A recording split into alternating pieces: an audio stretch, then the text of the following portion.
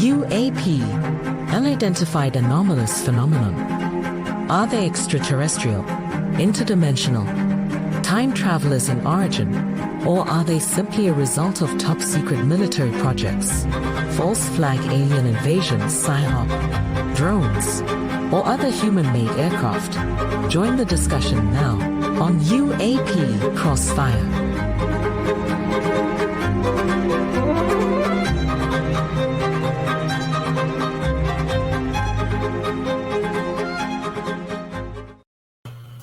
Welcome, everybody, to UAP Crossfire, the show that has a bunch of alpha males debating the biggest question in the universe.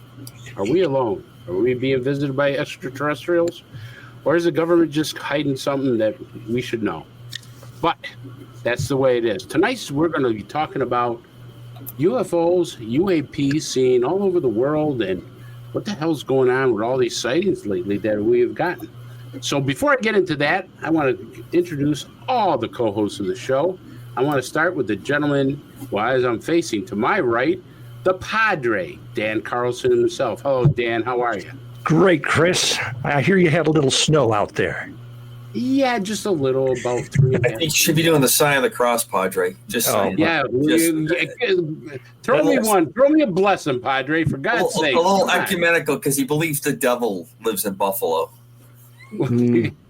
I always said that's where Satan took a dump. Okay, I mean, because you can't get around the weather. I mean, ever since I moved up here, we've had an earthquake. They've never had an earthquake before. They've had windstorms, snowstorms, you name it, storms. They've had everything that you could think of up here. Anyways, I want to introduce the great man himself, the silverback of ufology, Decker, the silverback Ecker. Oh my God, I couldn't even get that right. He's a great guy. Hello, Don. How are you? Doing fine, Chris. It's great to be back with the whole crew. We've been missing Commander Cobra for a while, but he's back in the fold.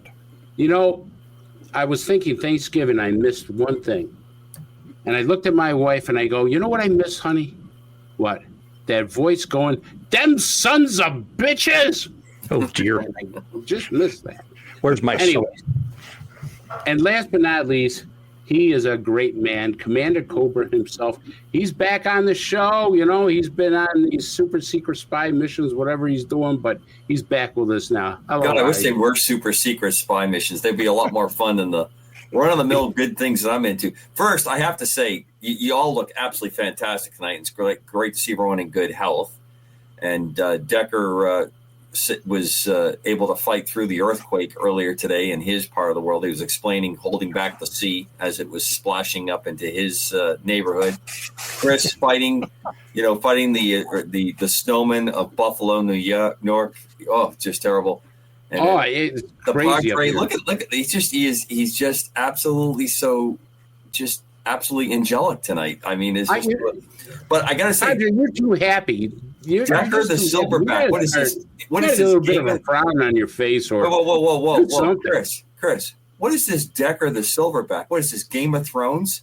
I mean, I go away for a couple of weeks, and now we come back, and we've got these great crimes. They've been throwing that label. They've been throwing that label on me now for a number of years. So I figured, why not? Why not lean in? You're going to own it. Yeah. Why not? Well, it's great to see you all. He's my hero. He's my hero, CC. Well, the greatest audience on the planet. I thank them for the great emails that continue to come in, and please continue them. It's great to see you gentlemen. It's great to see you. Well, you know what? We got a special treat before we get into UFOs all over the world. We have a great friend of ours in the Hudson Valley area. He's a great ufologist. He's done great work with cryptids, Bigfoot, you name it. He's done it, ghosts, paranormal. I don't know if he works around with the satanic stuff. Maybe you can ask him that. But let's bring on Al. Where are you, Al? How are you tonight, Al? Hey, Chris. Hi, gentlemen. Thank you for having me. It's a pleasure to be here. Okay, so I want to start off this show, and we're going to go a round table, asking you a bunch of questions. Just think like you were in Congress getting grilled. Okay, so you'll be getting grilled here in a minute. But let's talk about your story. This encounter you had, a UAP encounter that you got some videos, and the producer will be showing the videos as you asked. So the floor is yours, Al. Okay, so about a month ago, my wife was getting ready to sit down and she was getting ready to close the curtains, and she seen this something bright in the sky, and she said, what's that? And I said, I have no idea. So I went outside. I looked at it. It didn't look like a star or a planet or anything, but originally I just thought it was Venus. It's always Venus, right? And I went out there and I got my star app and I put my star app at it and I aimed it, and it wasn't any of the planets or anything like that. It wasn't a constellation. So I started filming it, and as you looked at it in the sky, it looked like a triangle. But when you stopped filming, and I was using my phone because I had all my other gear packed up. I was going on a Bigfoot expedition, so I had all my stuff packed for that. And I was filming on my phone, and as I looked at it on my phone, and as I enlarged it, it was very fun. It was really weird because I had just done, the month before, I had just done the Western UFO conference with Mark D'Antonio, okay? I went on before Mark, and Mark was talking about how this energy goes around in a circle, the anti-gravity energy, and how it changes colors. And when I zoomed into this thing that looked like a yellow light in the sky, it looked like, and I know this is a weird way to describe it, but it looked like a germ underneath the microscope, okay? And it had these different color lights going around in a circle. And so I'm filming it, and this was one night, and then I'm looking for it for a week later, and it didn't come around. And one night I go outside to throw the trash, and it's there again, and I film it again. This time I do a Morse code of my tactical flashlight, and it starts to come in towards me. And as I put the flashlight down to pick up the camera, it backed away. And I was like, oh, wow, that's interesting. And then it came again. The third week, it came again. Every time I'm looking for it, it's nowhere to be found. I go to get the mail out of the mailbox. There it is. I film it again. And again, this is always at night, 6, 7 o'clock at night, every night. And I'm always checking my star map against it, my star app against it, to make sure it's not Jupiter. People are telling me it's Jupiter. It's not Jupiter. It's not Venus. It's not anything. And then, like the fourth time I filmed it, it was 4 o'clock in the morning. I was going to work, and I heard like a little voice in my head say, "Look up."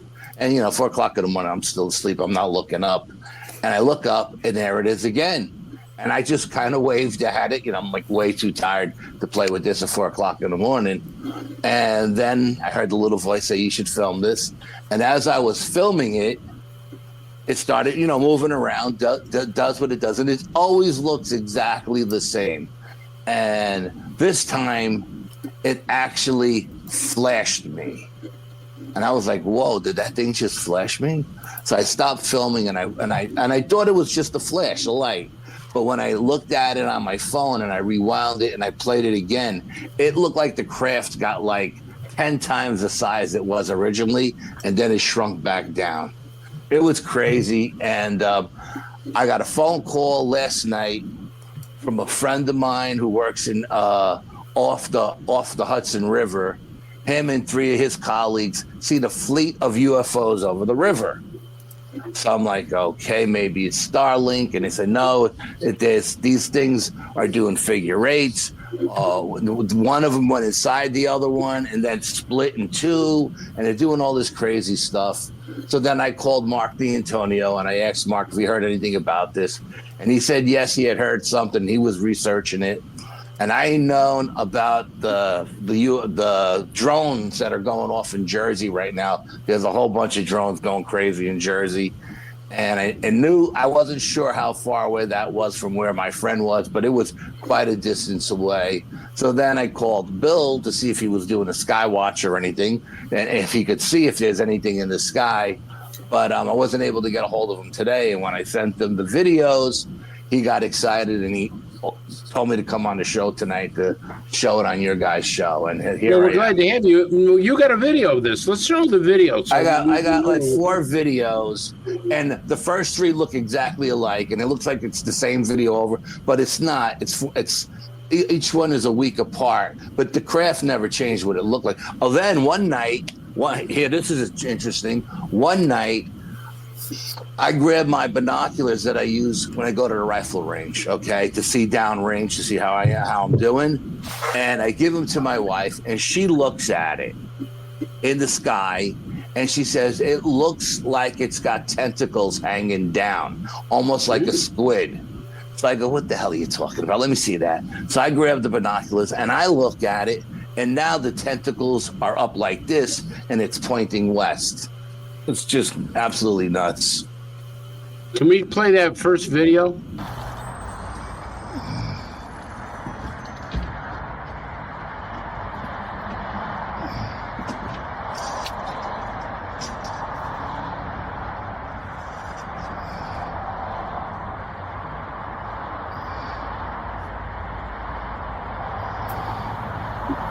You got to take them off mute. Al, what quadrant of the sky are you looking at? I'm looking south. South. Actually, it was south. And what I was going to say southwest, but it was more south. Got it. Yeah, and if Bill can zoom it up and make it bigger.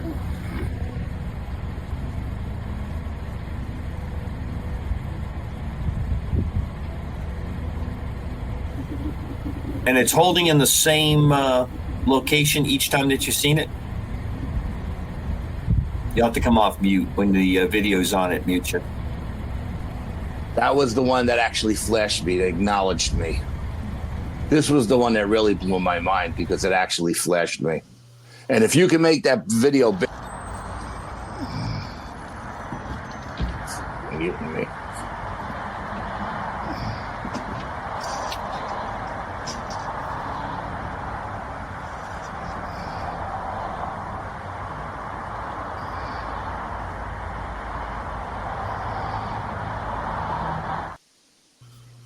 On that very first video we showed that was really far away, if you could zoom in on that, you'll actually see 2 planes, one going east, one going west, going east underneath it, and one going west above it.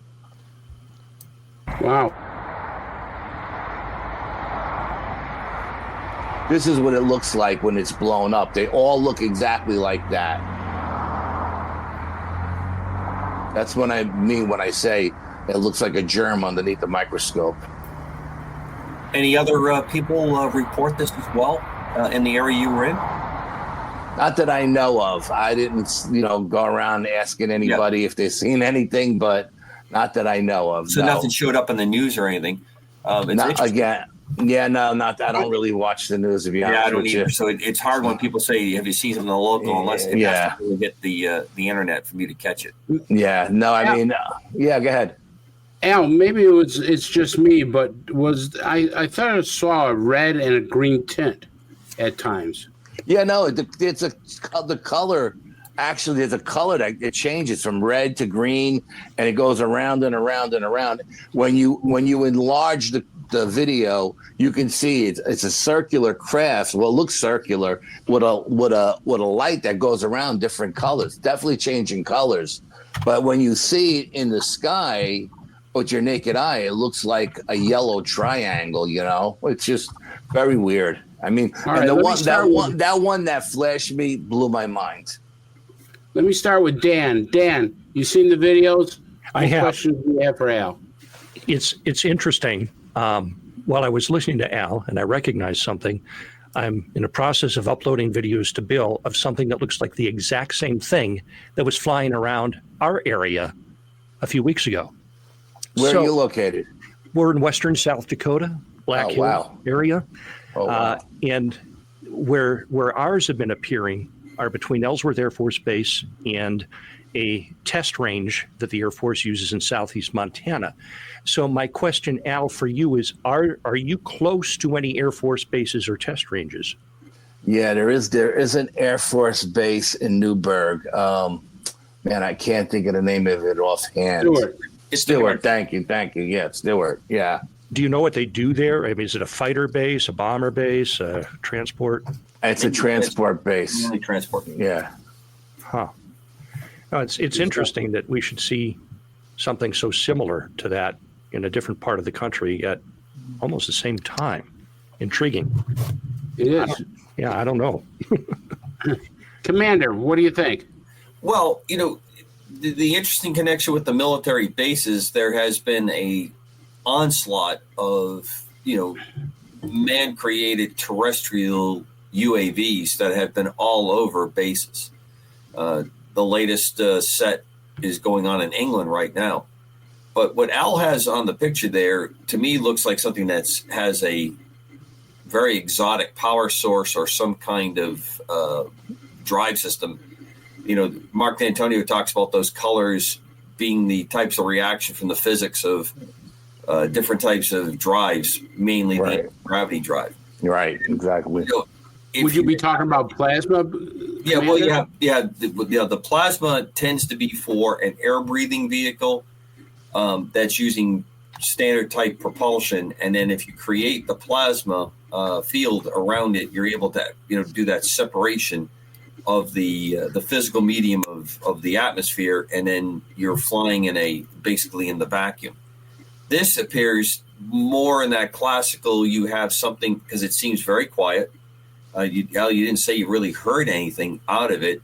I mean, that distance, you would know if it was a kind of a standard jet engine or if it had rotor blades or something on it. And it doesn't have that behavior, just based on the pictures that we're looking at. But no, it doesn't have that behavior whatsoever. There was absolutely no sound. I mean, I get the C1s, the C5s, whatever those giant cargo planes. 17. You mainly see C-17s in Europe. Yeah, and they fly over. I mean, I get flybys all the time. And what Padre brings up is interesting. Are we looking at the same vehicle moving between vast distances, from the East Coast to the West? Intriguing. Different, that's for sure. Don, what do you think? Al, you're in the Hudson Valley, is that correct? Mid-Hudson Valley, yes, sir. Okay. When I jumped into this cesspool back in the 80s, okay,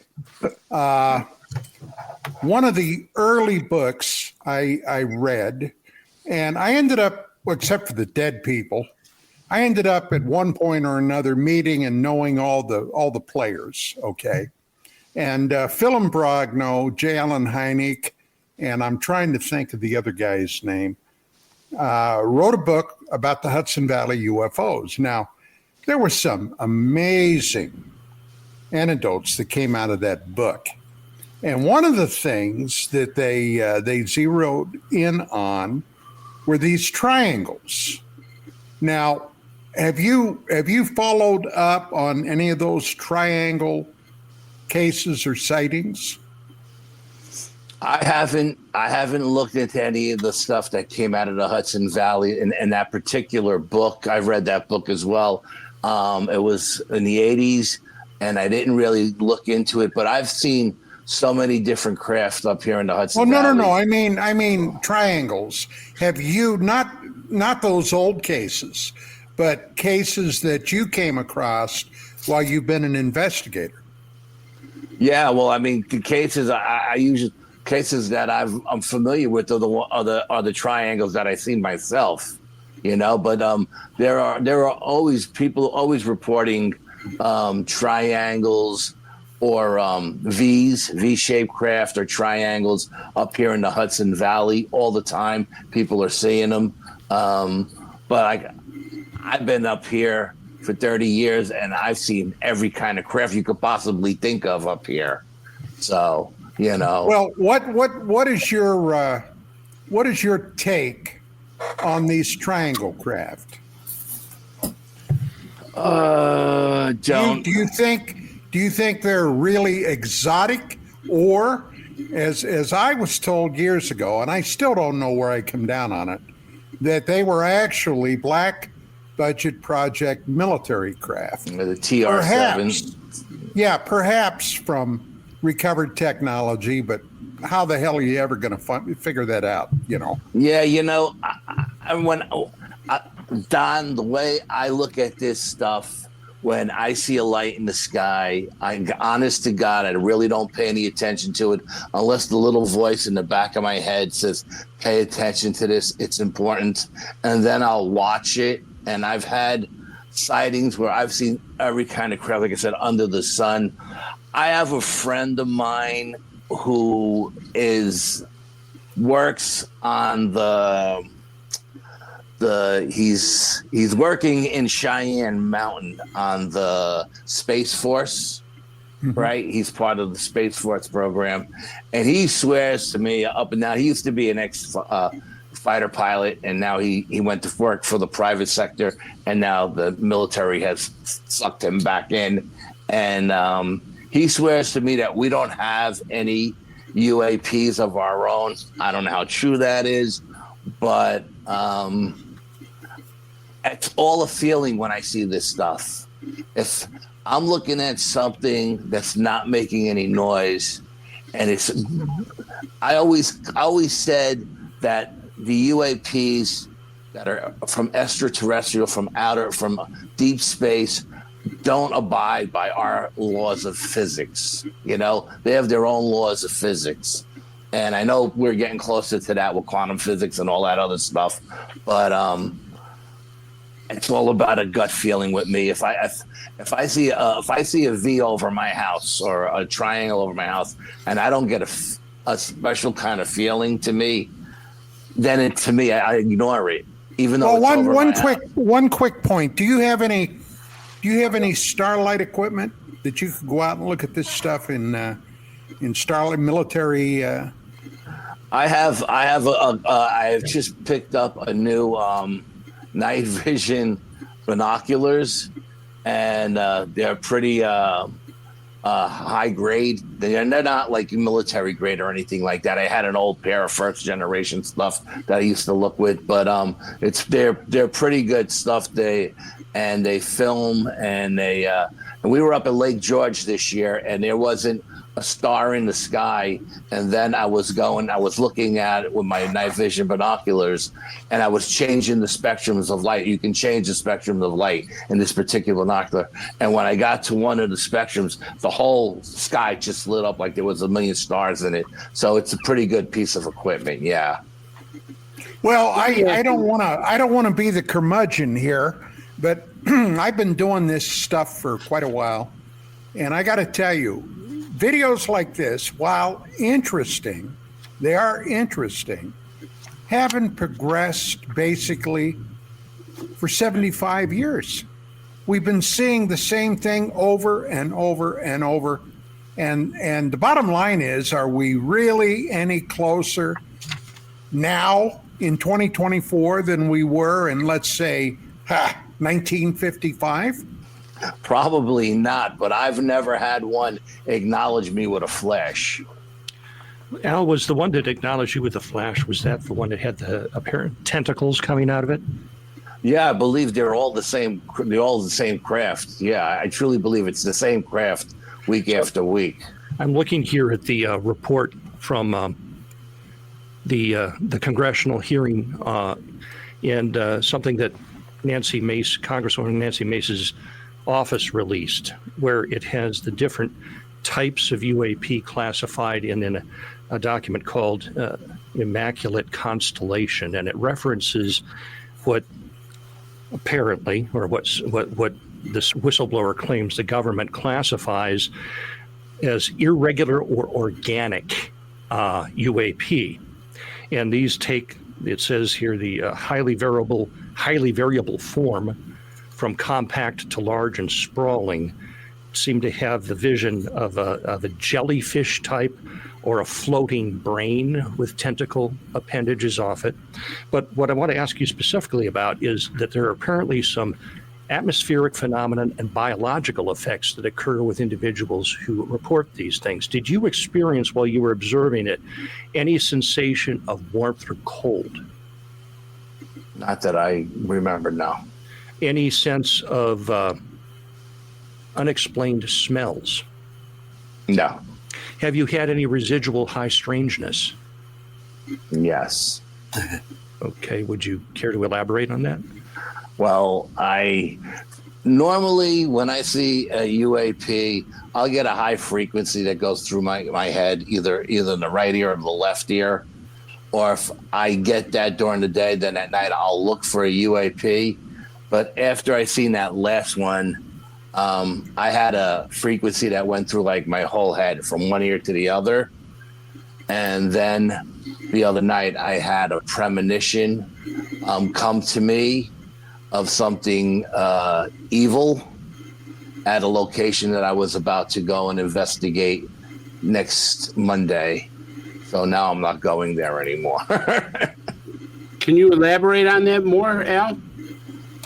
Yeah, I was in bed, and was laying in bed, and I felt two really large hands grab my ankles to hold me down.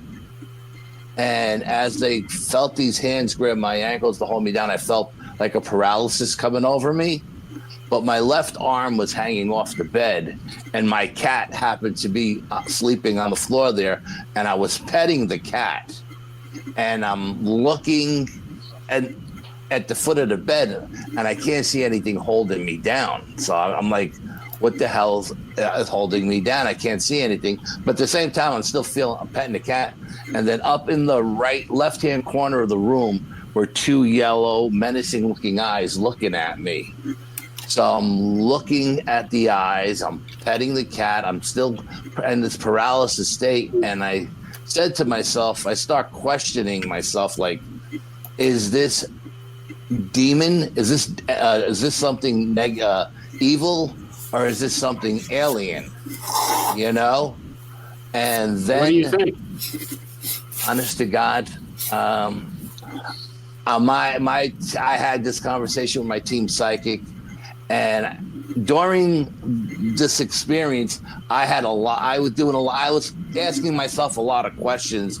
And the way she explained it to me is, when you're asleep and you're dreaming, you don't ask yourself questions in a dream. So this was a premonition. And she said, wherever you plan on going, don't go. There's something dark waiting there for you.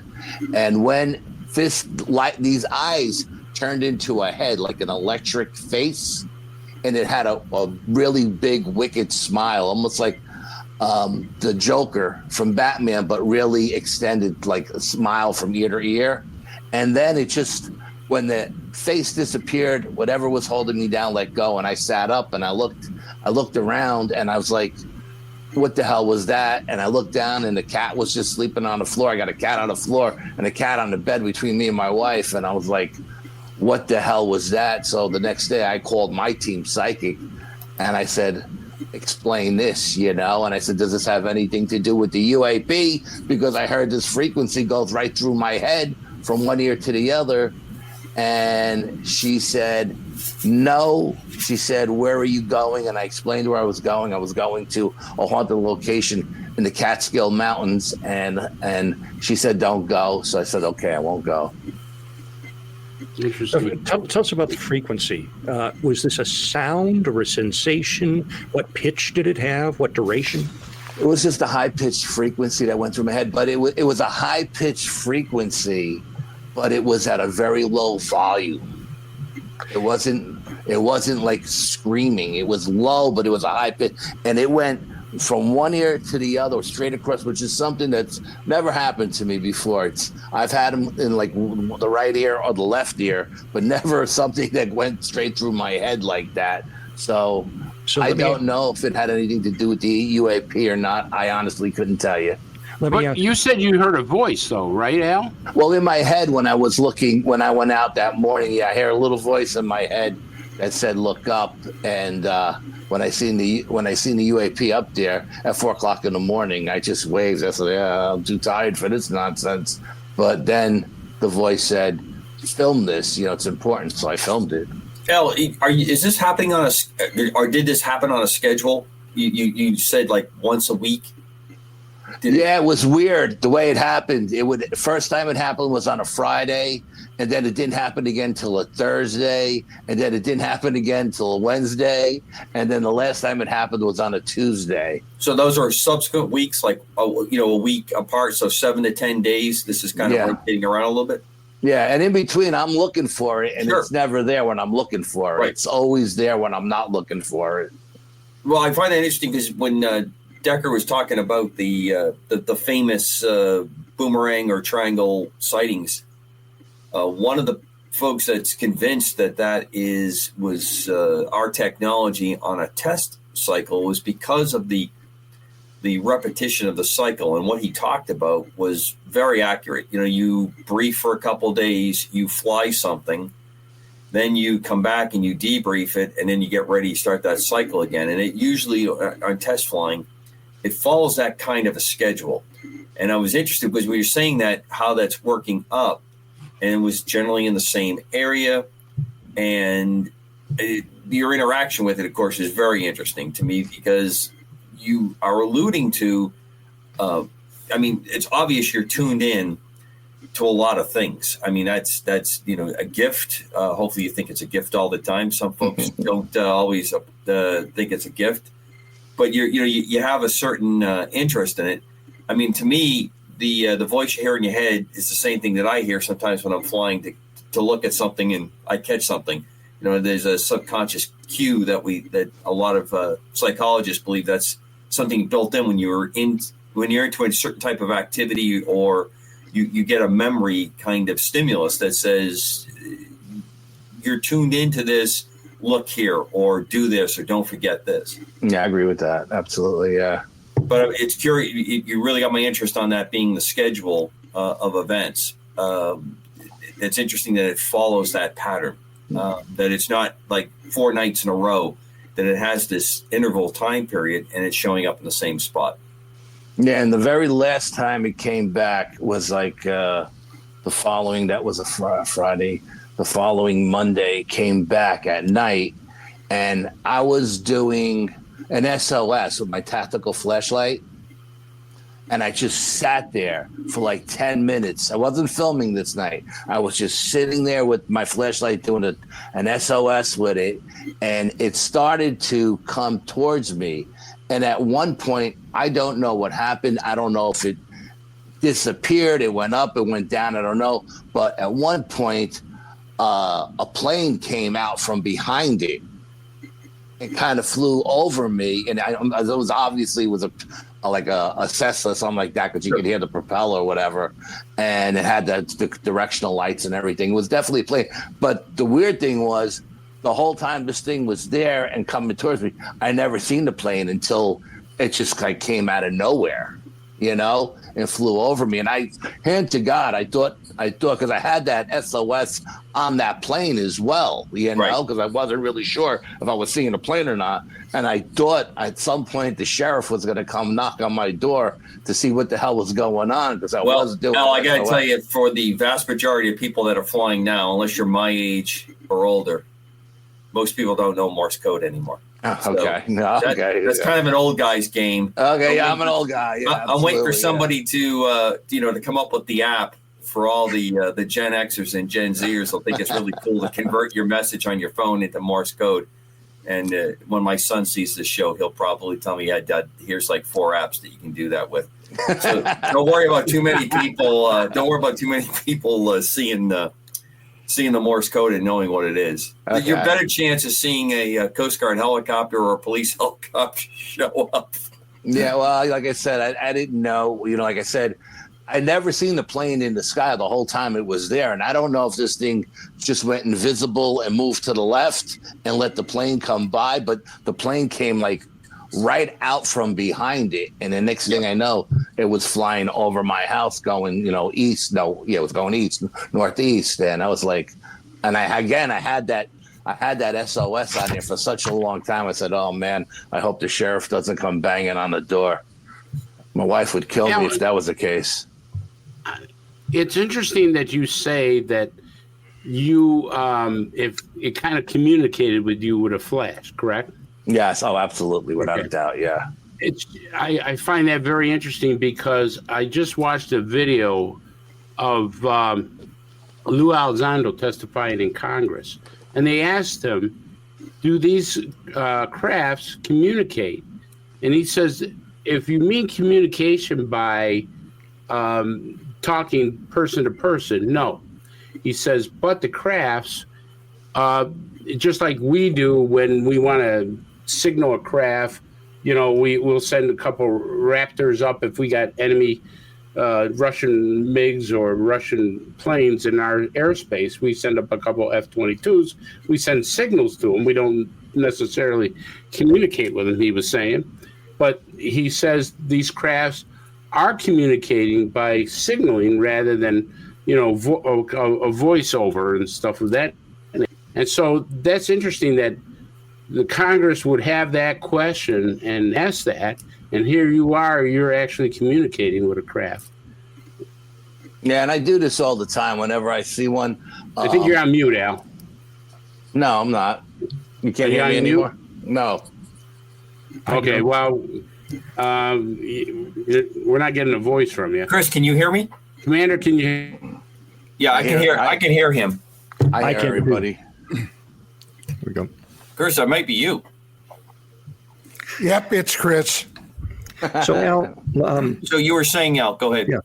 I forgot what I was saying, to be honest with you. You're talking about you on. Oh, on yeah, I these do this all the occasions, time. You do communicate or attempt. I've been doing this all the time. I do this, and sometimes I'll do it with the headlights in my car, And I don't know why I do it. It's just second nature to me to go out there and flash some signals, whether it's a Morse code or not, or just doing a flash.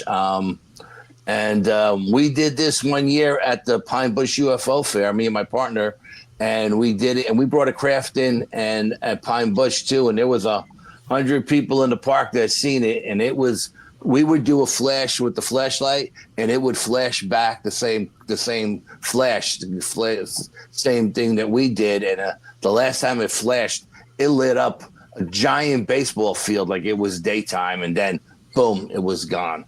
So. On that occasion, any sound from the vehicle? No.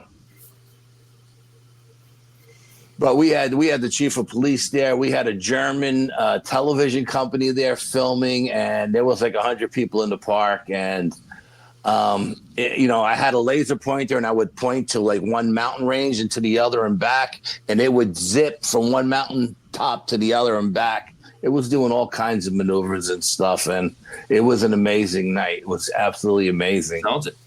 Yeah. The aliens must have been having a little R&R there, huh? Yeah. So, it was a UFO fair. So I said, let's do a CE5 and see what happens. And, we got lucky. So, Al, why have you and wait for Chris to come back? Do you find, are you in the school or in the thought process that this is all interconnected? Since you spend a lot of time in the cryptid and paranormal world, do you see that there's overlap, intersection with this? Absolutely. Disclosure. I mean, that's my take on most. I believe it's all connected. Absolutely, yes. All the high strangeness. Yeah, absolutely. From one source, Al, or multiple sources? Multiple sources. Absolutely. Yeah. And what's your take? I'll turn this over to Padre because he's our resident expert. But what's your take on the good versus evil? Do you think that there's a combination of forces here that you're encountering that we're all dealing with? That there is. I think there's good and bad. I think there's positive and negative, good and evil, however you want to, in the universe. I think it's out there. I think it's just part of the DNA of the universe.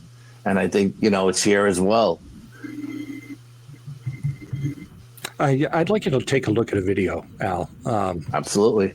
Bill's got it ready to go here of this thing that was seen here around Belfouche. Go ahead and play the, I think it's... It might be a space station. Oh no, it's cruising. The space station goes at 25,000 miles an hour. That's spaceship. It's probably the 1970, where they were coming to Earth to steal our organs. Show the second one now, too, Bill. That one actually has an airplane come in behind it, and you'll see it interact by moving away from the aircraft. Bill, can you play that second video that I sent you? See if we can get that going. Okay, actually, this is different. This is a Ring doorbell. Now, watch closely. Did you catch that? Did you see that go zipping by? I did see something zip by. Yeah. Okay, so now my thought on that, and thanks to Meg, fan of the show here in Belfouche, who sent that. Let's see that video doorbell once again, because I have a theory on that. If you look right over the intersection as the car turns, keep an eye there in the sky, and you'll see. Did you see that? Yep. Like that. I'm thinking insect. What do you guys think? Yeah, good possibility that you had something like that caught the light. You have a street light. Because there was another one that went right in front of the camera, Yeah. what looked like the camera lens. And of course, I wasn't there to see it, but because we had that second one come on the same trajectory, and that was clearly an insect, I thought it might have been a bug playing with that. Bill, I did have that one other video of. There we go.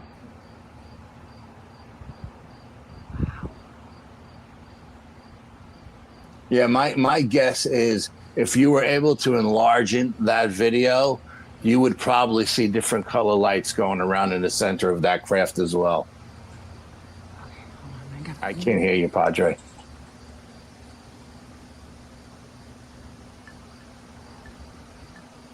Yeah, Dan, you're going to have to come off your mic is muted when the video comes on. Just unplug it.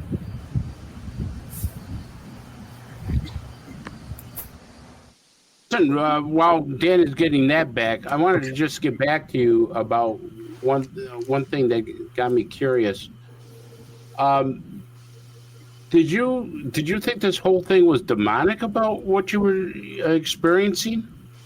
No, absolutely not. I never got a bad vibe from any of the crafts I've seen. Absolutely not. It was just that frequency I attribute to UAPs, aliens, whatever you want to call them, and that that experience I had the other night, where I was paralyzed.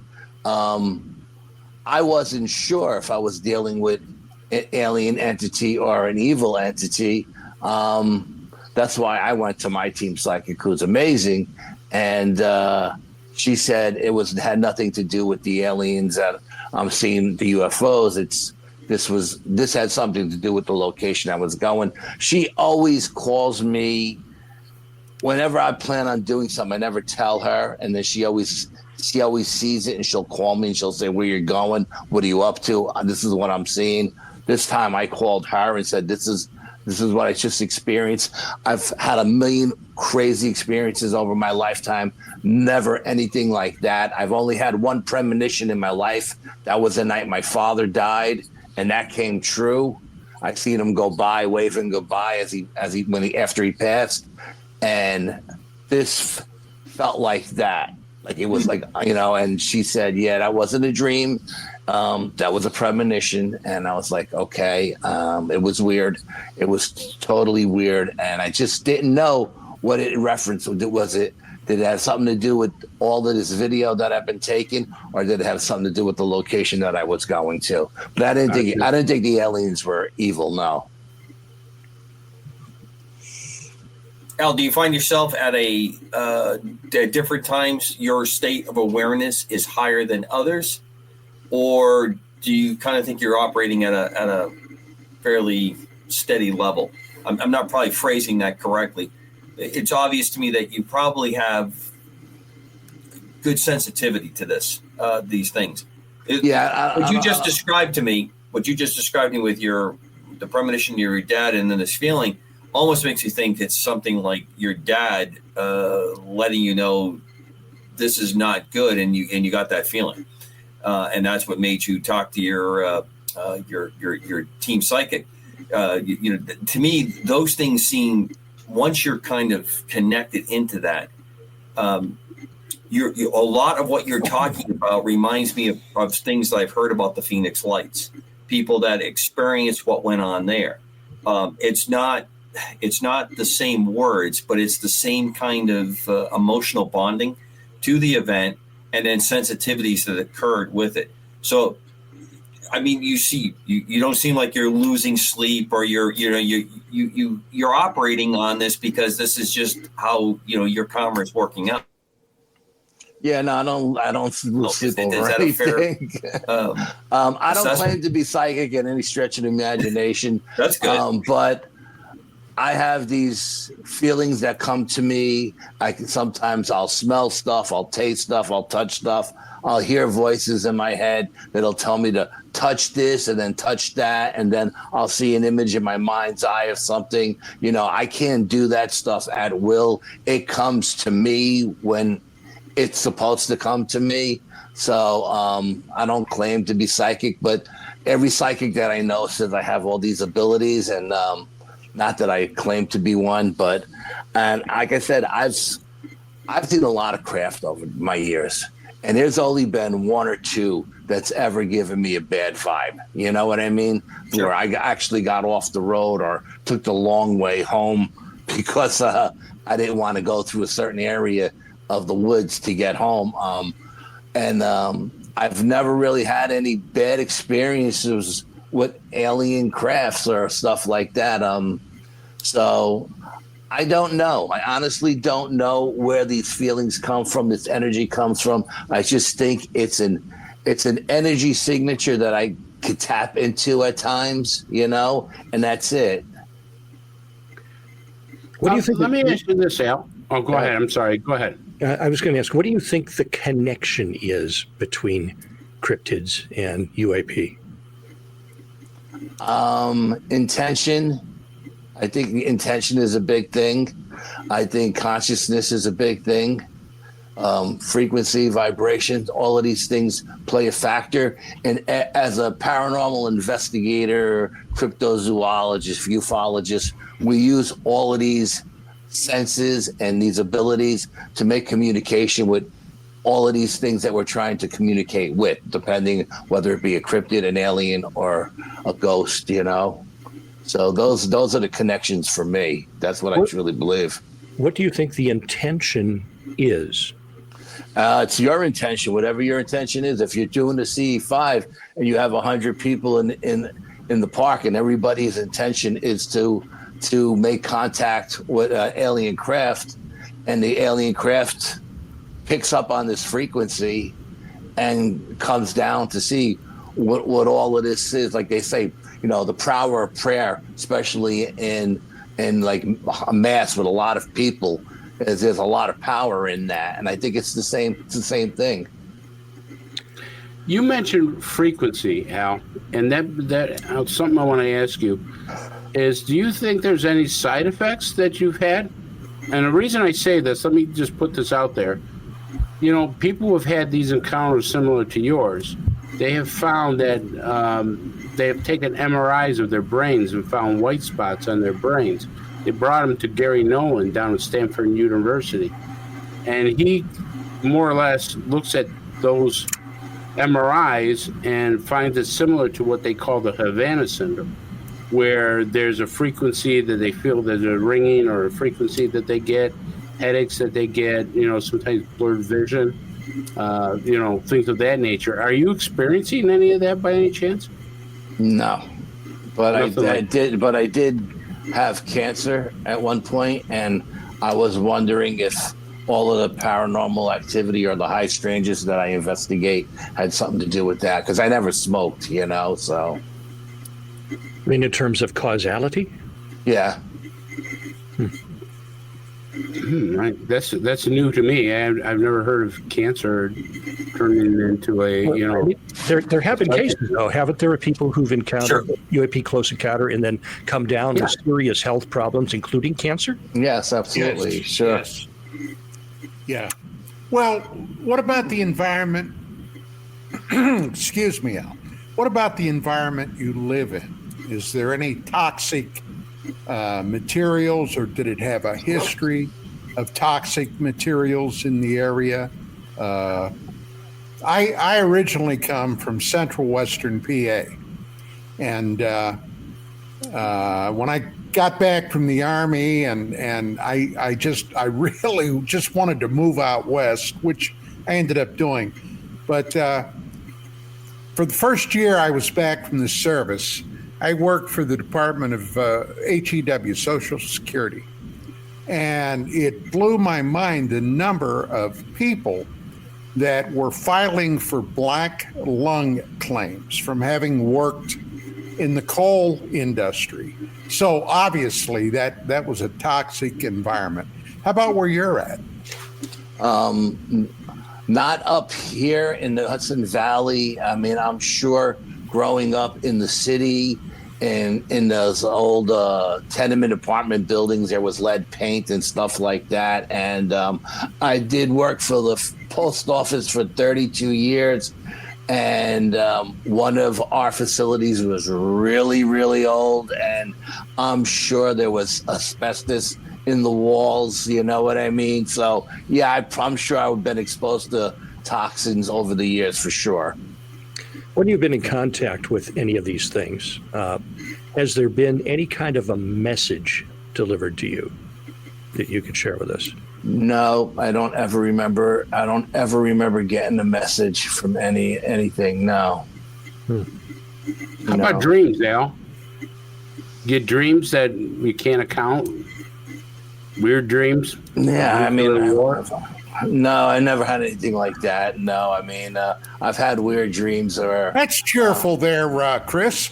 Well, but it's true. A lot of inductees have gotten dreams of disasters here on Earth, and like the world scenarios. Yeah, absolutely. Yeah, no, nothing like that. Absolutely not. Stuff. Well, yeah, I mean, I guess in Don's what he's saying, that's a damn good thing you're not getting those dreams. I guess. Yeah, you know, I think it was what's his name? Not Dr. Mack. The guy who was the artist down in the Bud village. Hopkins. Bud Hopkins said, "My brother's been after me to get regressed since the beginning of time," and I always said no because Bud Hopkins said if you could sleep good at night, then don't do it because you never know what you're going to stir up. And so I've never, ever gotten regressed, but we had a couple of incidences where we've lost time on investigations where we had seen a UFO come into the investigation.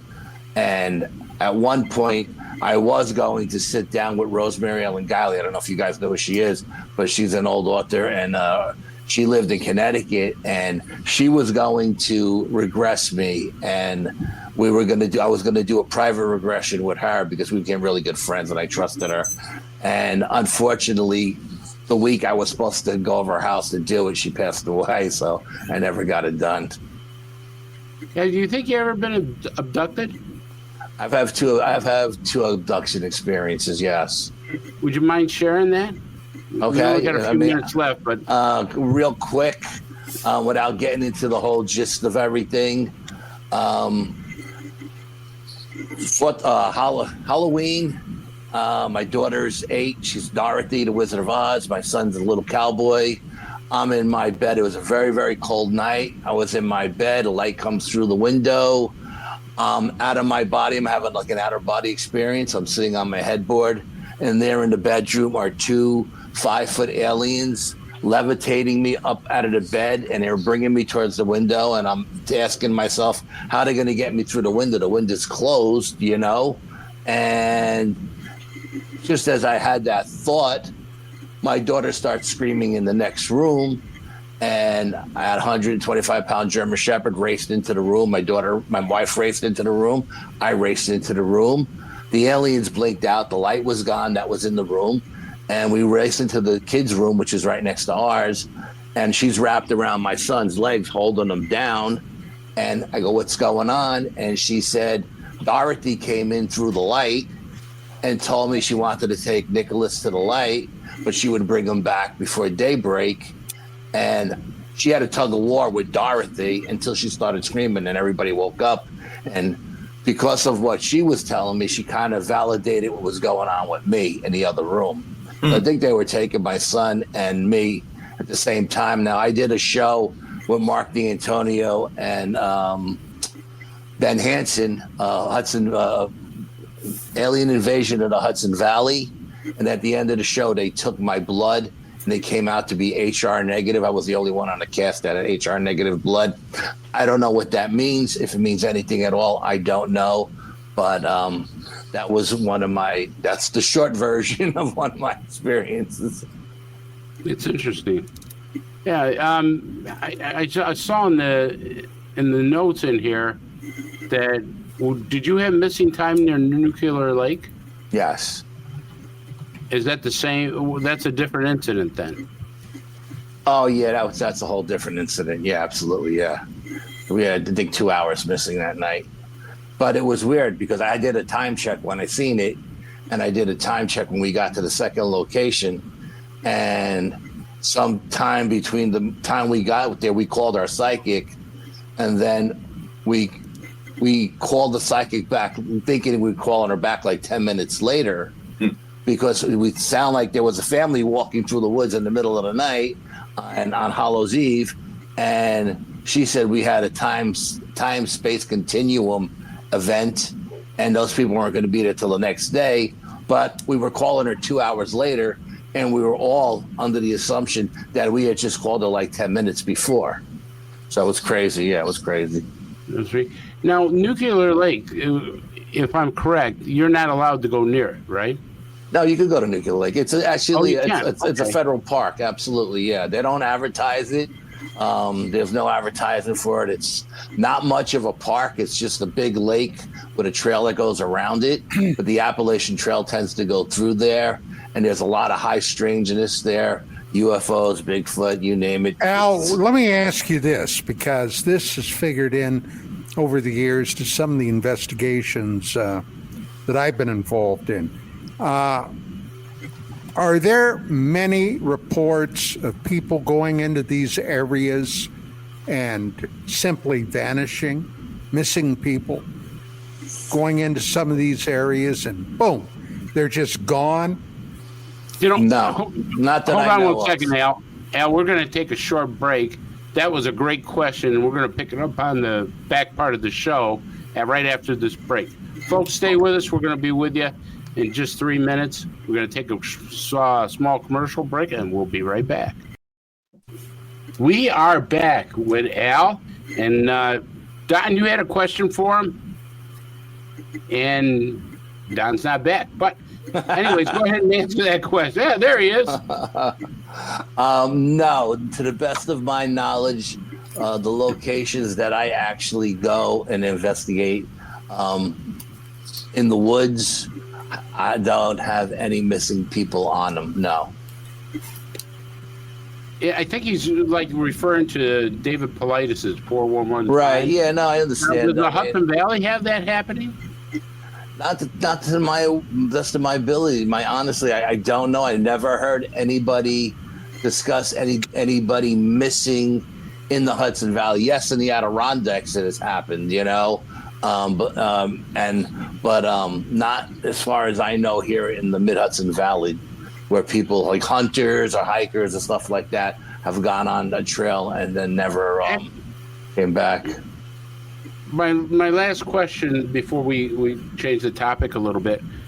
Have you ever seen where there was an incident, maybe with a cryptid or Bigfoot or somewhere's in there, that they brought in a special team that you've seen? Because that actually, there was a story about Lake Placid. In Lake Placid, there was a missing person that happened up there, which is not unusual, but the circumstances of this missing person was very unusual.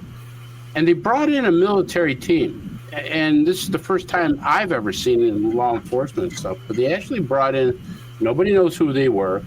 They weren't supposed to talk to them, for what I understand from people who, were involved. But they brought in a military team that swept that area. So that was kind of unusual. I'm wondering, I don't really study Bigfoot and that much, but I'm wondering, have you ever heard of that type of thing happening? How do you know they were military, Chris? because they came in from what I was told, I wasn't there, of course, but what I was told, they came in a military helicopter. They all had camos. You know, they acted like military, Armed? from what I understand. They could have were been armed? contractors. It could have been, but they weren't police. That's for sure. Were they armed? Oh, God, yeah, they were armed. Yeah, because one of the things that he was explaining to me was that these guys came out of a helicopter. They brought them in by helicopter. It looked like a Huey or a copter like that, I guess. And they're all armed with rifles. He doesn't know what an M16 is, but he said they had, like, you know, military rifles and stuff. That's how he described it. So, and they swept into the woods, and they just had everybody stay out, and they were gone, and then they came back and got in the helicopter, or however they left. I imagine it was the helicopter, and they were gone. Did they ever find anybody? No, they didn't even report anything. That's why it was so freaky. Yeah, that's is weird. that it was unbelievable that this kind of story. And in a place like Lake Placid, that's where they had the Olympics and everything else. Yeah. You know, you would have thought that this would have been high profile enough, but it wasn't. It wasn't anything anybody questioned or anything like that. Yeah, You were Lake there. Placid is a small town. I don't know if you've ever been there. It's a small town. The only time it's ever in the world's view is when New York does the Winter Olympics up there. Otherwise, it's a very, very quaint little town, and people kind of keep to themselves up there, you know? You used to have a SAC base, though. Yeah. Very close. Really? I did not know that, Commander. By the way, did you ever hear of anything like that, Commander, of a military team looking for missing people? You put me on a very strange spot, Chris. I moved people like that all the time at one part of my life. Well, that's why I'm asking you the question. Yes, I've heard of teams and sweeps like that. Not necessarily for a missing person, but yes, that profile is not uncommon. Is the person that told me this pretty accurate in how this thing developed? They go in, they don't really talk to people, or they don't have a stuff like that. They go in, do their job, and they leave. Yeah, in general, that would be if there was something specific they were after. I mean, some of that behavior sounds like the folks that would be part of what they call a mess team if there's a nuclear emergency. But they generally have much more equipment when they roll, and there's people flying over the top while they're doing that kind of sweep. Those are the folks that respond to nuclear emergencies. You know, anything that's being recovered, split, that may be a possible device. That those folks are out there. If there's a specific target, that part of the world around Lake Placid has had some very interesting criminal activities that have gone on in the past in that part of the world. And as I said, there was an Air Force base very close to Lake Placid that was a nuke base. Wow. How about you, Don? Ever hear of anything like that in your times? When I was active, no. But recently, and this kind of goes back to the cryptid character of the Dog Man, I have read some articles purporting, and how real they are, I don't know. Okay, but the bottom line was, and this happened in the Appalachian mountain range, which actually is where I came from originally. People went missing. The police went in. They did searches, etc. Brought dogs in. You name it. This is what I've read. Okay, I have no firsthand knowledge of this, but there were creatures, cryptid creatures, not Sasquatch type creatures, but animal, dog, wolf type humanoid creatures, and some special military teams were brought in. The local cops were gone, and they sent them in to do a I guess an S&D, a search and destroy. Now, if that's real or not, I have no way of knowing, but it was interesting. So that's been the only thing, Chris, that I'm aware of from that standpoint. How about you, Padre? You might be muted there, boss. If I'm not mistaken, there must have been at least 6 high-quality documentaries about large crocodilian creatures inhabiting Lake Placid. In fact, I think we have a photo that Bill has that shows us. Yes, I just like to point out, though, the Lake Placid in the movie, as I just put into the chat, was in Maine, not New York. Oh, I'm sorry. Forgive me, gentlemen. My geography was off. But I think it's really fun that we're getting around to the Padre and we're talking about cryptids and teams to go after cryptids. I don't think it's crocodile because it gets very, very cold in Lake Placid. Can they survive up there? Well, that was discussed in the movie. I guess there's a particular sort of a hazardous waste thing that makes them, warmer and grow super big. The typical plot in a movie. But I mean, they're fun to watch. Some highly attractive individuals meet their demise in gross ways by being shot down by large creatures. But speaking of cryptids, on a more serious note, we have out here a number of Native American reservations.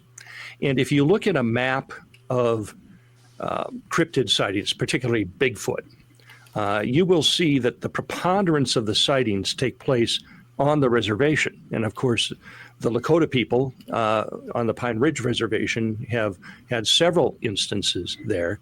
And their shamans, of course, say they have a brotherly relationship with these large hairy cryptids, going way back before white men came to this country. And if you go back in history, these things have appeared all over the planet, with or without UAPs. But what I have found, just in my looking at these large hairy hominids, is there appears to be a distinction between those that appear associated with UAP and those that just appear to hunters, hikers, and so forth. The ones with UAP, and gentlemen, correct me if I'm wrong, appear to have red eyes or red eyes that glow and are sometimes seen with something attached to them, a metallic box, something that might indicate that they're under the control of something else. Does this resonate with any of you? Yep, I've heard similar kind of a breakdown, and you have more. And they usually are described as 3 toes. Yes. As opposed to the more natural Sasquatch that have 5. Yep. Good point, Don. Now, on the reservation, an encounter with these things is thought to be a good omen. They say they have rules about how to interact with them, largely leave them alone. Don't bother them. They won't bother you. But if you are privileged to have had an encounter, it usually portends something good. So, I mean, there's that aspect of a sighting. The only thing I know, Padre, is as far as with the Bigfoot, as far as UFOs go, they've been seen coming out of crafts that have landed, and they sort of act like guards. They just kind of hang around the craft while, the grays come out. We've had a couple reports of Bigfoots, exiting and entering the crafts. And so people do believe that they're connected with the UFO theory. I had read a report from one of the Pacific Coast states, might have been Northern California, where somebody said that they saw a craft almost like abducting a Bigfoot, that it did not want to be associated with them, but it swooped down and took it. Have you heard of similar reports? Are you asking me or Al? Anybody? Oh. I've heard reports of them being abducted as well. Yeah. Any that you can share with some specificity? I don't have much. Not off the top of my head, Padre. I remember, over the years reading reports of people seeing a UFO and then a light coming out of it, and seeing a large ape-like creature being pulled up in the light source. Yeah. and then the lights shutting off and the craft zipping away. So, campers and hikers and stuff like that have reported stuff like that over the years. But, nothing that I was ever able to go and investigate and talk to the people themselves now. I want to change the subject. I want to pivot to something that's come out in the news, and I want to ask everybody about this. The Padre and I talked about it on a couple of shows ago, but we really didn't get in depth into it.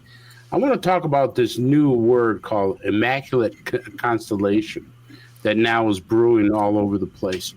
And I'm going to play this video, and I want to get everybody's opinion of this. So let me get this video. A 5-minute introduction. Thank you, Chairwoman. Good morning.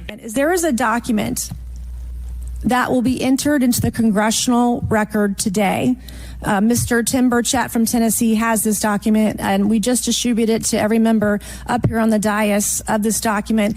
But this is going to be the original document from the Pentagon about Immaculate Constellation that Michael Schellenberger delivered to Congress today. So thank you, Mr. Schellenberger, for this information. We are all reading it in real time now, and Mr. Burchett will enter it into the record. But 12 pages about this unacknowledged special access program that your government says does not exist. Thank you.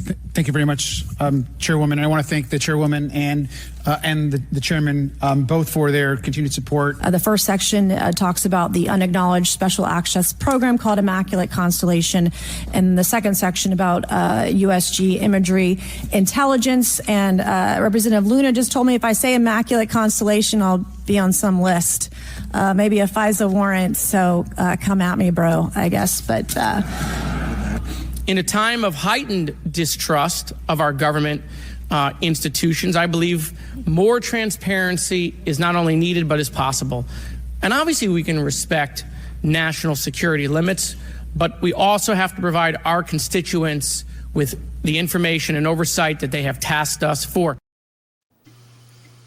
So I have Nancy Mace's document here, and I just want to read this one paragraph, and then I want to get everybody's opinion. Immaculate Constellation primary mission is collecting imagery intelligence on unidentified aerial phenomenon and ARV-RV reproduction vehicles utilizing tasked and untasked U.S. military intelligence resources as part of a network of SAPs linked to non-human intelligence and UAP technology. Immaculate Constellation acts as a nexus for collecting, analyzing, and disseminating intelligence on the activities, capabilities, locations of anomalous aerospace threats that originate from foreign or unidentified sources. So, Commander, I want to start with you as a pilot and former military person. Here's this program that nobody's ever known about, and all of a sudden it's now out in the public, and they're basically saying in this program that, yeah, we're reproducing vehicles, yeah, we got imagery intelligence we're analyzing, the whole bit. What do you think? The key thing you brought in there was it's linking to a special access program, the SAPs. So you have a overarching project name, code name, operational designation, Immaculate Constellation. It delineates these activities, but it really doesn't tell you anything. It points to all the things that we have all talked about, all the conjecture that's been raised, other points and pieces, but there's no definitive lineup in there that tells you where it's based, who's in charge of it. It gives you a kind of a menu, but nothing, you're nowhere near the kitchen, and you're definitely not going to get served a meal. I like that. That's good. Good stuff. Don, what do you think of Immaculate Constellation? Is this now a big breakthrough? No, not even close. Like I stated in my paper that I wrote on disclosure, whatever this phenomenon is, all right, at the very core of it, only if even 5 people today know what that is. Okay. There's been a reason that they decided, beyond normal military protocol, that it cannot be released to the public. What that reason is, I don't know. I speculated, as you guys know. Sure. But I could be all wet. But that core secret is surrounded by an SAP, a SAP. And that's why all this disclosure business is nothing anymore than a teenager masturbating in the middle of the night. It feels great, okay? But, all right, you're never going to get anywhere with it. And that's basically what we're dealing with. Oh, yay, Padre. You know, you and I talked about this maybe some spiritual or demonic or stuff. Mm-hmm. But I'm going to ask you, do you think maybe that's a ploy to keep it away from what they're really doing?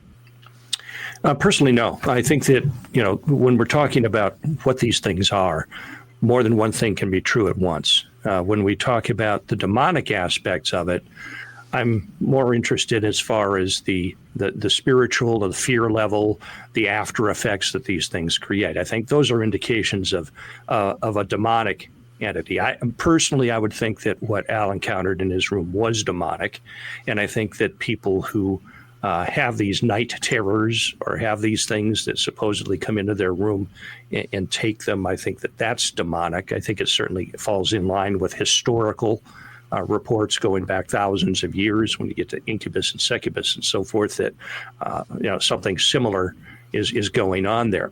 But when we talk about these other things, these crafts that do the extraordinary appearances, I've got Operation Constellation right here. And there's one report, a military report, I'd like to share here from it. Sure. And get your thoughts on it. Just so we know our military acronyms, I believe CVN is an aircraft carrier. Is that correct, Cobra? Yes. The C stands for carrier, V stands for aviation, N stands for nuclear. All right.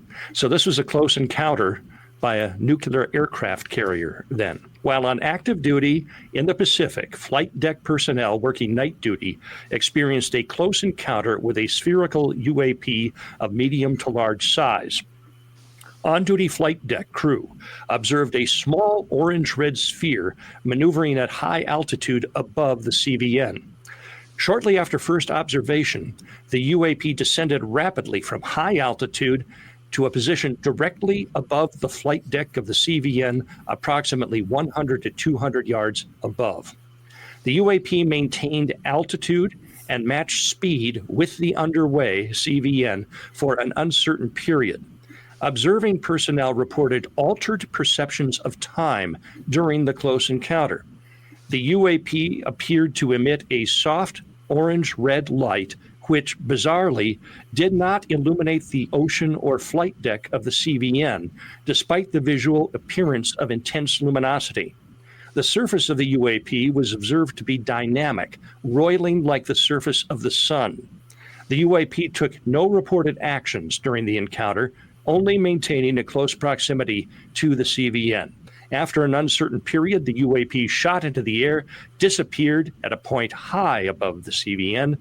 Observing personnel felt as if they snapped out of a trance and had a sense of profound unease. The incident report concludes with noting that the CVN had not responded in any way to what was perceived as a hostile interception by the UAP. That's serious stuff. You know, we're talking about a nuclear aircraft carrier here. And something that gets that close and that low, given all the defensive parameters they have, that's very troubling. Thoughts, gentlemen? Well, once again, if I may, you have a UFO UAP monitoring a nuclear, well, in this case, power plant. Okay? This is one of the biggest bones of contention I have with these latest congressional hearings. We have some of the most detailed, in the public arena, I might add, accounts of nuclear incursions by UFO UAPs on record, but yet Congress has not heard about any of that, or if they have, only in the briefest of passing. Chris and I both noted on the original hearings when David Grouch was asked the question, have there been any deaths attributed to UFO UAP sightings? And he stated firmly, yes, not a single person followed up on that. Now, maybe it's only because I was a cop. Chris was a cop. But that would have been the first damn thing I bored in on those people with. Yep. Okay? What? You're telling me human beings have died? And you're just skipping over that? This is why I'm sorry, gentlemen, but I don't see these most recent hearings as anything beneficial. I am convinced it's simply more of a dog and pony show for the masses, bread and circuses. That's all it is, because nothing profound has come out of this. Nothing. Commander, before I ask you to comment on that, can I play something for you real fast? Because it relates to what Don is saying. This panel, we had Grush, and he had testified to say that some of these were interdimensional beings. Can you speak on that at all? Ma'am, I'm not qualified, certainly as a scientist or otherwise, to speculate points of origin. I looked at everything from a scientific perspective. So if you look at, for example, instantaneous acceleration, which was one of the observables of the program that I belong to, ATIP, the human body can withstand about 9 G-forces for a short period of time before you suffer negative biological consequences. Blackouts and ultimately redouts and even death. Comparison, our best technology, the F-16, which is this older platform, but one of our most highly maneuverable aircraft, manned aircraft, made by General Dynamics, can perform about 17 or 18 G-forces before you start having structural failure, meaning that the airframe begins to disintegrate while you're flying. The vehicles we're talking about are performing in excess of 1,000, 2,000, 3,000 Gs. So are you, I guess, would it be safe to infer that they're living craft? I'm not prepared at this point to state for the record is something alive or not, because even that definition is hard. There was a time in science we thought that life required oxygen. At one point, you said that there has been harmful activity or aggressive activity. Mm-hmm. Has any of the activity been aggressive, been hostile in your reports? I know of multiple colleagues of mine that got physically injured, and the activity. And I got by UAPs or by people within the federal government. Both. Okay, so there has been activity by alien or non-human technology and or beings that has caused harm to humans.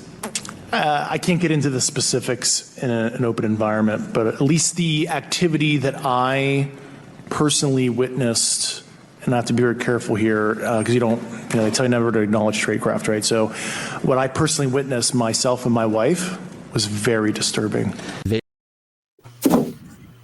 Commander, your comments on that video? Oh my God, you just like to watch my head explode. we say stuff, but we don't say anything. Okay, if you two were doing an interrogation and this is how your person you were doing the interview was acting, you'd either get up and slap them if it was the appropriate time, or you would you would drill in on each part of the words. Mr. Alessandro makes the remark about the F-16. Okay. And he says built by General Dynamics, which is kind of true, but someone who's in the Pentagon right now would not refer to it that way. And I know it drives the audience crazy when I pick these little tiny points up, but it's built by Lockheed now. That company has been sucked up into Lockheed for a long time. And you just don't refer to it as a General Dynamics aircraft the way he sped that. It really throws me off when the Navy Admiral, who is into the more oceanographic part of it talks about the SIPR being a Navy SIPR. It's not. The entire SIPR program is the entire DoD program. These are very strange remarks for people of the levels that they're at, where they're operating, to use clumsy, incorrect language in a congressional hearing. Now, why was his wife there? That's a great question. What's going on here? Is she another service member? What is going on there? So how does his wife experience this? When I hear this kind of stuff, but I can't go into it. But let me tell you, my wife and I were really scared. What? The actual bad word, because I don't want to get in trouble with the Padre. I already have enough novenas that I have to do with him after an average show. Okay. What are we? What's happening here? It's not getting to the to any ground truth.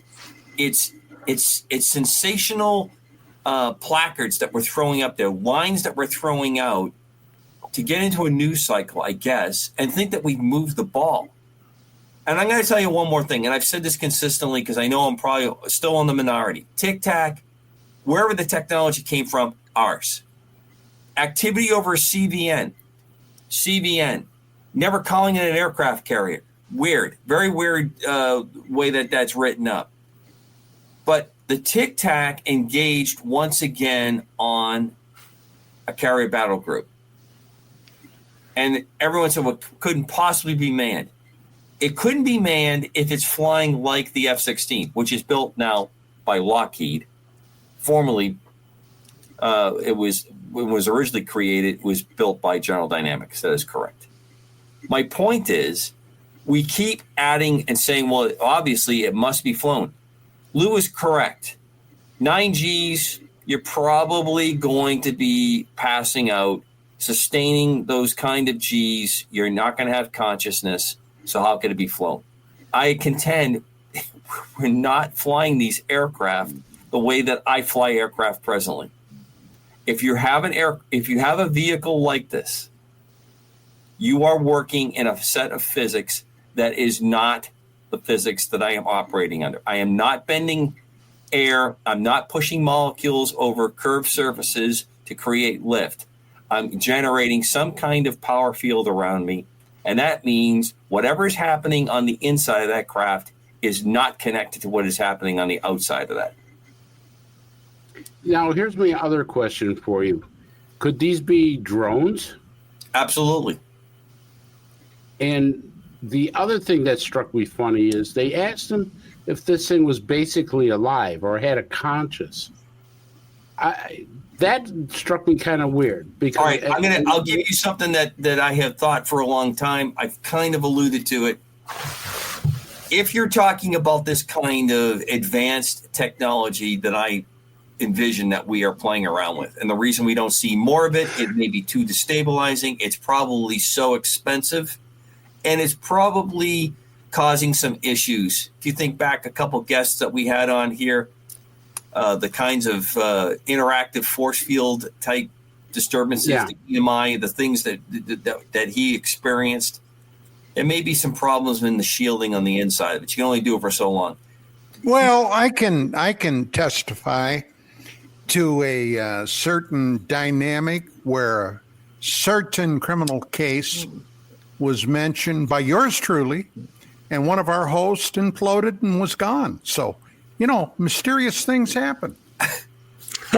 So coming back to the center here, I think you have a force field in there, but this part about it being a living, breathing creature, we're approaching that now with things like connecting human brains to the computer technology. It's been successfully done to some level with Mr. Musk. So if you have one of these craft, you are probably not manipulating it with the kinds of physical levers and switches that I use in the aircraft that I fly. You may be connected cerebrally to the aircraft and having like a mind melt you're talking about? Sure, that you're connecting up. And for years, and I'm talking from about the 70s. This was attempted many, many times. Popular books of the 70s and 80s where they talked about trying to come up with physiological ways. So, because when you're starting to approach a blackout, when you're approaching 7 AGs, you're still awake. You just can't see. The blood. Clint Eastwood did a movie on that called Firefox. Correct.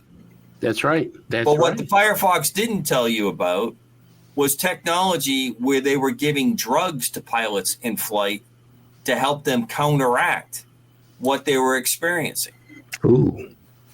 Yeah. So, Commander, I know that this question is going to be very hard to, if you can answer it all, but do you think we've conquered this technology?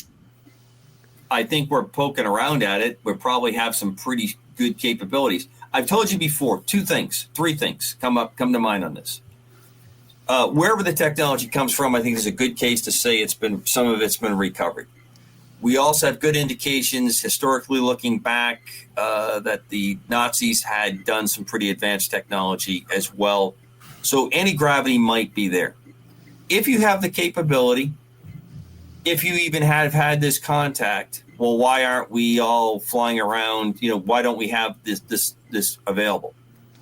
It's the same reason that if you came up tomorrow with and I believe it exists, that I believe that there is things out there that folks like Tesla worked on that produced a much freer, much greater energy source with less side effects that are out there. Why don't we have it? Because we've built an economic system on one that's present.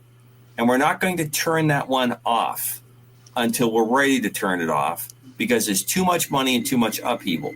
And just like we talked about earlier, when we talk about UAP/UFO, cryptids, the other phenomena that go on in the sense, they are all connected here. And that's part of it. And as we play our games, country to country, going on with this, if we came out with a technology that is so offsetting to the rest of the world's governments and military, you better have enough of it that you can absolutely neutralize all the offensive materials that they have. Meaning, what I'm pointing towards is ballistic missiles. Do we have enough to do that? Do we have that ability to dock everything out at one time and say, okay, that's it. This is the new rule book. This is the new world order. Or are we continually working, trying to get an edge up on everybody else and keep humming the tune and having economies grind on and do the things that we're doing? Gotcha. I think that there's Listen, Al, I want to ask you this same question. What do you know about Immaculate Constellation? Today was the first time I ever heard of it. I heard it on a news report today for the first time, and then now you're talking about it tonight. So it's like totally caught me off guard. Never heard of it. Never heard that term before. No, nothing about the project whatsoever. That's the flavor of the month. Padre. I have another report here from Immaculate Constellation that deals with an aircraft encounter, and I'm really interested to hear Commander Cobra's perspective on this. This one that is in the document that was filed in the congressional record says that metallic orbs intercepted an F-22 on a continental United States air surveillance and control mission. While performing a routine airspace surveillance and control mission in the eastern air defense sector, an F-22 fighter observed multiple UAP contacts at mission altitude. Moving to intercept, the F-22 pilot noted multiple metallic orbs, slightly smaller than a sedan, hovering in place. Upon vectoring toward the UAPs, a smaller formation of the metallic orbs accelerated at rapid speed toward the F-22, which was unable to establish radar locks on the presumed hostile UAPs.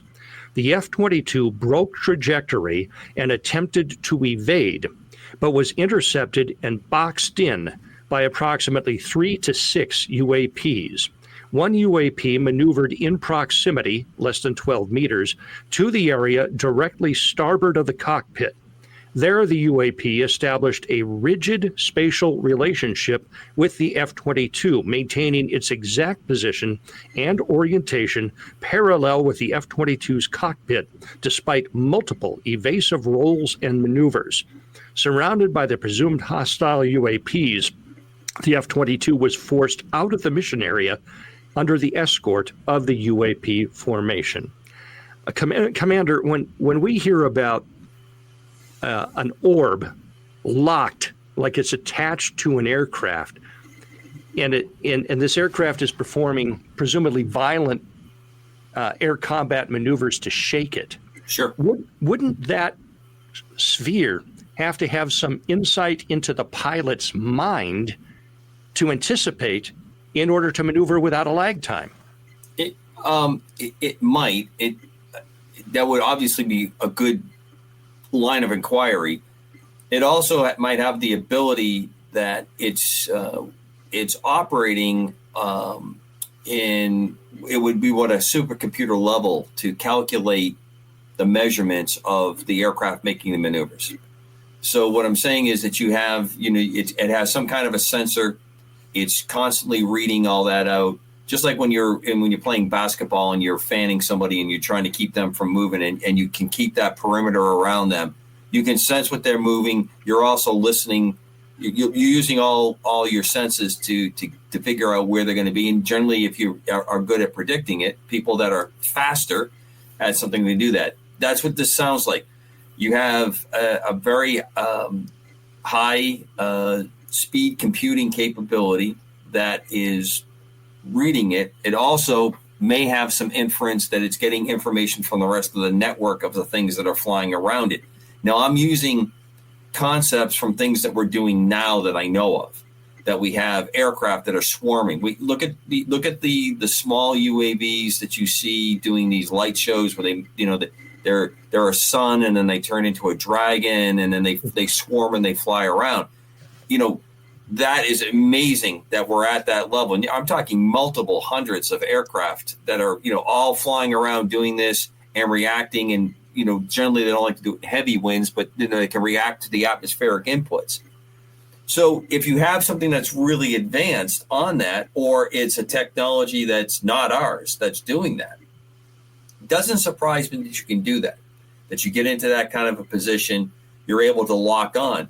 And it could almost be something that is as simple that it is holding almost like a magnetic lock to, and I'm not going to say that it for sure that it has anything to do with magnetism, but you set up a force field that connects as well, instead of just repelling, that you can do whatever you want. It's going to maintain that position. It's going to stay there. Just like if there was a piece of metal holding the two of them together. But what you bring up, Padre, absolutely. I don't think the pilot, though, is probably giving enough indications fast enough, especially if you're frustrated and your brain is locked off. I can easily imagine you're thinking about 2 or 3 things further down the road that you want to do as you're doing physical maneuvers. And in the case of the F-22 and some of the advanced airplanes, there are things that help the pilot perform maneuvers that are aircraft based, that they're part of the aircraft itself is giving you cues on what to do, information on what to do to try to break that. It gives me the thoughts, though, from this kind of a report that there was something purposely intentful to move it out of that area, either to see if it could do it or it didn't want to have something else to be seen. Yeah, but the rest of it I'd like to hear is why the F-22 was there, what the mission was. Why were they there? What was the thing that they were in that cap for? Cap being a combat air patrol. Let me ask you this, Commander. If this was aggressively moving the way it was, it wasn't aggressive. It wasn't aggressive. What's that? The aircraft was defensively trying to get away from this. So if that's but wouldn't it be fired upon? Wouldn't the aircraft fire on it? Well, if it's right behind the pilot's head, no, it can't fire on it. No, yeah, that's true. But I mean, what happened is by the description that Padre put out, this orb thing got into a position in formation behind the cockpit, right over the spine, right over the back line of the plane. And whatever the plane did, whatever the 22 was doing, this was able to maintain that almost fixed space position from the airplane, no matter what it did. Don, your thoughts? Well, you know, I'm not an aviator. I would not even ever begin to question somebody like Cobra. But it would seem to me if this guy was on some type of mission, my first question would be, where the hell was his wingman? Did he have one? If not, why not? You read my mind there, Don, because that's the other one I was going to throw at the end.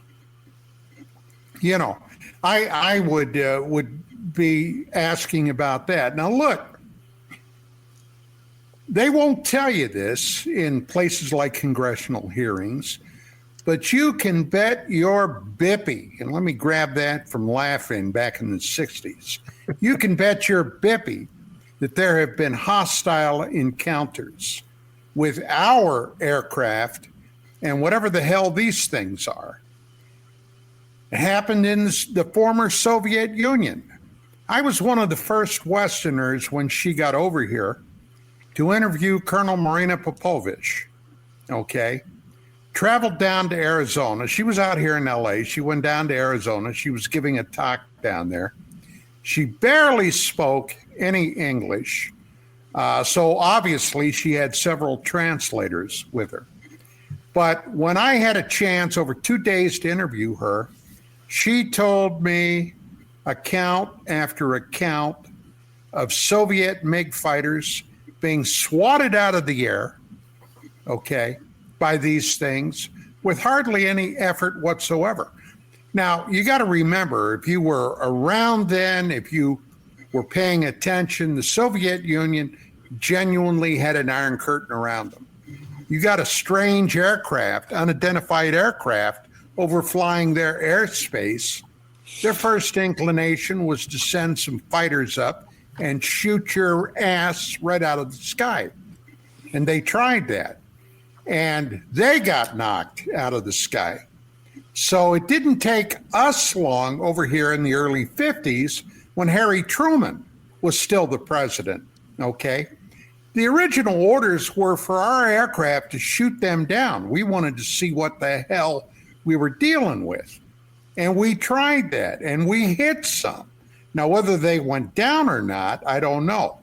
But in one case, I can remember an F-86 Sabre jet, and this was on an account from Major Don Kehoe of NICAP, where this F-86, they were armed with 6 50 caliber machine guns in the nose, lit one of these things up, knocked material off of it.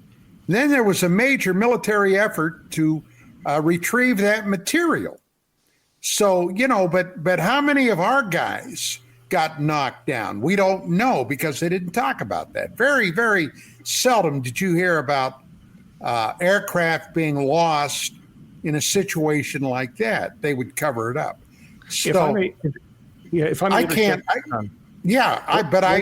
me just finish up, Dan. I can't imagine that this particular encounter that you read from this Immaculate Constellation is unique. I don't believe it is. I think it's happened a hell of a lot more than we think it did.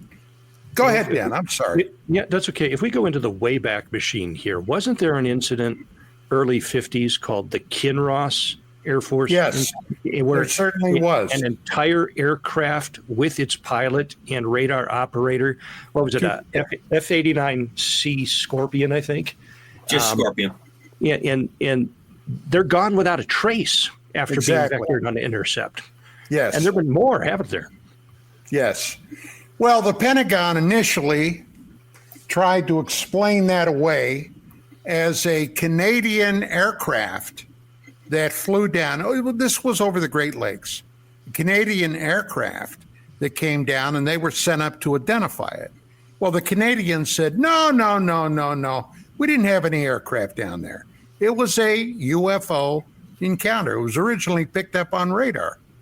And the aircraft went up, and according to the reports, and Kehoe, and who's a man that should be talked about to this day. He was an Annapolis Naval graduate, an aviator, okay, the first director of the Central Intelligence Agency, Roscoe Hillenkotter, was his classmate, okay. So Kehoe had an in with a lot of military people when the U.S. Air Force was fumbling around trying to figure out what the hell to do about this problem. But Kehoe said the radar observers, the radar technicians, observed that scorpion being absorbed into this unidentified. And they launched extensive search and rescue. Nothing was ever found from that aircraft. It's been gone ever since. So, yeah. That's sobering. It is very sobering. Al, you've been now listening to all this stuff. What is your opinion of what you've heard? Yeah, no, I'm just thankful you guys let me stay just to listen. Amazing stuff tonight. The conversation's been amazing. I agree with Don on a ton of stuff, and I agree with Cobra. I agree with all you guys on all. Well, that gets you invited back to the show there. No, you're not. You don't have to invite me back. And if you do that 2 or 3 times, then you're going to be as a guest host. Oh, God, so just, no. Be careful. Be careful with the praise. No. I agree with a lot of everything you guys said tonight. I truly do. And it's amazing information. And like I said, there's no doubt in my mind that project probably does exist. And it probably has existed for 25 years. And Cobra probably knows about it, but that's another story, Uh-oh. You better watch that one. I want to pivot just a little bit because I wanted to ask about this because this is important. And it's just amazing that this happened. Years ago, we had the lights over Washington. I'm sure everybody remembers that. Yeah. And just recently, apparently somebody picked up some lights over Washington. I want to play this video. I want to get everybody's opinion if it's drones trying to make the thing or what they think it is. Hold on.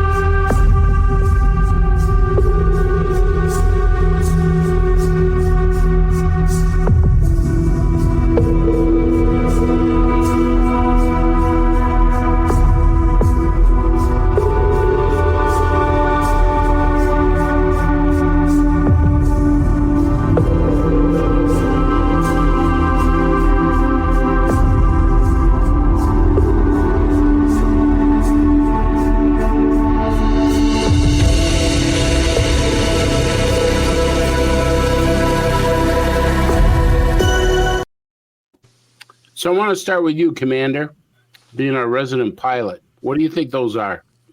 Well, as our intrepid producer put into our comment chat there, that's very restricted airspace. So it to me looks like a formation of helicopters based on the little bit that I can see there. It's a very classy way of mixing in still frames into the video clip, to give this appearance that they are stopped or moved or holding over there. So I'm not overly impressed by it. I'm not seeing a lot there. As I said, it just looks like a spaced out formation of helicopters at the speed it was moving. It did look like I could see a commercial aircraft coming in. It's a tough piece. And I wanted to throw in there, because I know we're running out of time. We're coming to the end of the show. and I'm making no fun, no taking no jest at anybody, but there was a really, these discussions, these hearings, folks that are listening to the show, more of it's in the press. New Jersey had a pretty incredible UFO event, UAP event, and it turned out it was a Goodyear blimp. And I don't say that to cast any aspersion on the people that saw that going on, but if you looked at it, if you saw the way the video was coming off people's phones, the kind of weather conditions that he had, and the way the Goodyear blimp was lit up, because they do a lot of advertising with it, and the way it was lit up, it had that look, and people were really into it. They were, you could see people pulling over in a couple of the videos that I watched about it. And I think there's other activity around the Goodyear blimp that hasn't been completely explained. And we got a lot of military incursions with what I can think is probably somebody else's military technology being used to look at our bases and look at our aircraft in there. So I'm sorry, that one just does not get me going. Ooh, I just don't see it. There's not enough there for me to give me a real good idea that something other than pretty commonplace. Don, there's been a lot of talk about Project Bluebeam coming back now. Everybody's thinking, oh my God, there was actually, somebody told me there was an actually alien invasion day. The other day. Look, I never even heard about it. What do you think of Project Bluebeam? Well, before I even address that, let me tell you, I'm about to go on a very short, minute rant, okay? I got to tell you that I have been out of sorts for months now. Now, I blame a lot of it on all the chaos and what have you around the elections a month ago, all that kind of stuff. But look, the status of our country right now, and I'll just be very blunt, you guys know I am, we're in a bucket of shit, okay? We don't know who's in charge. We don't know what's going on. All these advanced weapons that we've been sending over to Europe for the Ukraine, those guys have been popping these missiles off into Russia. Russia's been shaking its nuclear saber, okay? Right now, well, guys, in 2 days, what's the anniversary in 2 days? Pearl Harbor, okay? Pearl Harbor. Russia, North Korea, Iran, okay, those people, and China, but maybe not so much China. It's got its own business in the Pacific. Basically, I am wondering if we could stand up to something like a surprise sneak hit. Putin has he's come right out on numerous occasions and threatened the use of atomic weapons. That's terrifying. And you hear nothing about it anywhere. Nobody in the press is talking about it, okay? This administration, hey, let's be honest, it's in the shitter. The president's out of the country. The vice president's probably locked herself into a wine cabinet. Who the hell's running the country right now with all this activity going on? I got to tell you, I am not a happy camper, guys. You hide it well. You think the aliens are coming back, or what? I mean, perhaps. Dan, last minute. We got 1 minute left. Go ahead. Totally agree with Commander Cobra's analysis. My first thought was helicopters. Definitely coming in behind the Capitol was an aircraft landing. Just to say that sometimes more than one thing can be true. And in this case, I think that as we look at these different sightings, some are definitely ours, some are easily explained, but then there's a whole bunch that we don't know about, and that's why we gather here on Thursday nights. Well said. Well said. Al, thank you for being with us. We'll have you come back again someday and enjoy yourselves. And to the listeners out there, thank you for being with us. You, as Commander Cobra would say, and he always says this, you are the greatest audience on the planet. And we all thank you for being here on Thursday nights to share this time with us. So with that, stay safe and good night. Thank you, gentlemen.